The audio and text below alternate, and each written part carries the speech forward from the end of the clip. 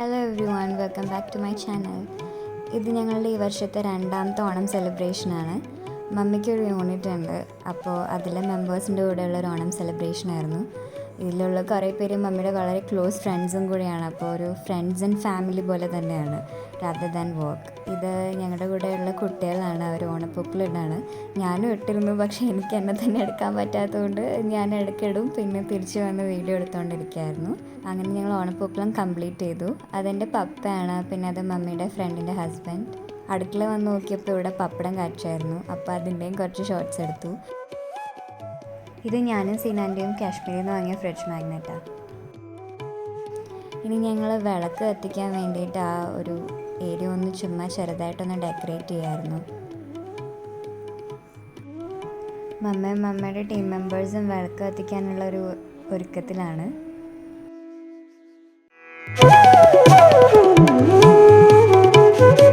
പിന്നെ എല്ലാവരും കൂടി വിളക്കൊക്കെ കത്തിച്ച് ഫോട്ടോയ്ക്കൊക്കെ റെഡി ആയിട്ടിരിക്കുകയായിരുന്നു.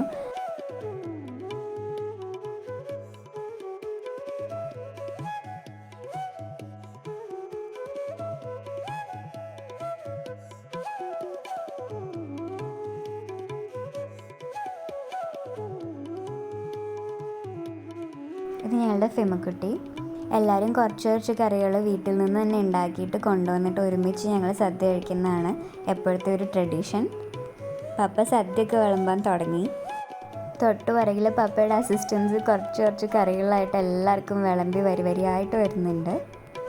എല്ലാവർക്കും ഒരുമിച്ചിരിക്കാൻ വേണ്ടിയിട്ടാണ് അങ്ങനെ നേരത്തെ വിളമ്പി വയ്ക്കുന്നത്.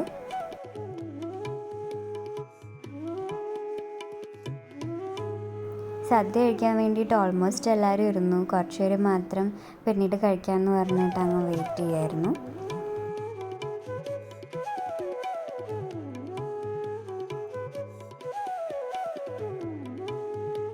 പിന്നെ ക്യാമറ ഒന്ന് കൈമാറി ഞാനും പോയി സദ്യ കഴിക്കാനിരുന്നു.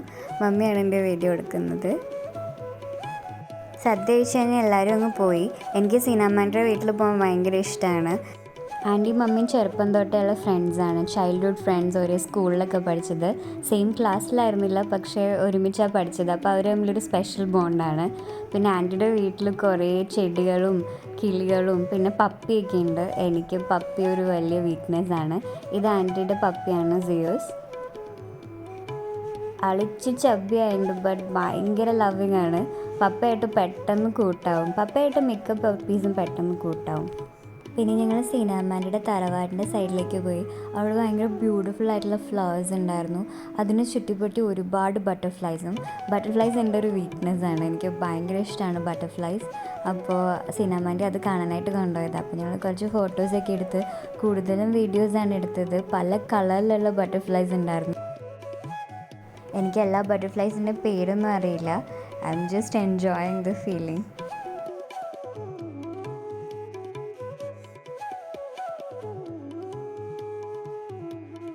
ഈ പൂ ഉള്ളതുകൊണ്ടാണ് അവിടെ ഇത്ര ബട്ടർഫ്ലൈസ് വരുന്നതെന്നാണ് സീനാമാൻറ്റി പറഞ്ഞത്.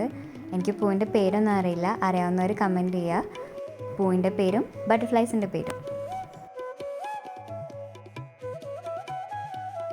ഞങ്ങൾ തിരിച്ചു വന്നപ്പോൾ സീസ് അവിടെ മുമ്പിൽ കൂടി നടക്കുന്നുണ്ടായിരുന്നു. അത് തന്നെ അവൻ്റെ വാക്കിംഗ് ടൈമാണ്. അവൻ കുറേ നേരം പൂക്കളൊക്കെ നോക്കി നടന്നിട്ടുണ്ടായിരുന്നു, പക്ഷെ തൊട്ടുപോലും ഇല്ല കേട്ടോ. Thank you for watching.